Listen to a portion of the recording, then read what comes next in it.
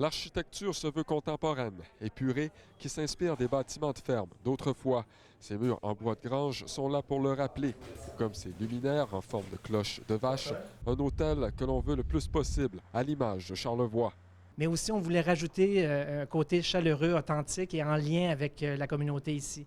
Donc, vous allez retrouver dans les chambres des choses comme des jetés faits à la main. Il y a toutes sortes de clins d'œil. Vous avez des photos dans chacune des chambres, des photos d'époque. Sans compter une vue imprenable depuis l'intérieur sur le fleuve et Baie-Saint-Paul.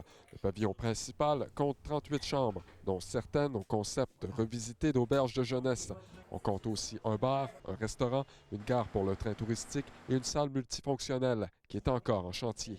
C'est une salle dans laquelle on va pouvoir faire ce qu'on veut. Ça nous permet d'avoir une salle à configuration où on peut aller à un public de 100 personnes et moins en formule cabaret.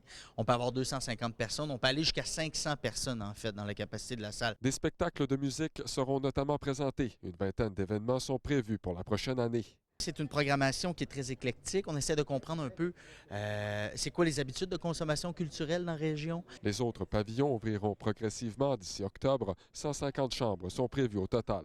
Le Clos qui va ouvrir dans 2 semaines et les 3 autres pavillons qui sont le Moulin, la Bergerie et la Basse-Cour. En tout, il s'agit d'un projet hôtelier d'une soixantaine de millions de dollars. Le massif espère attirer une clientèle internationale.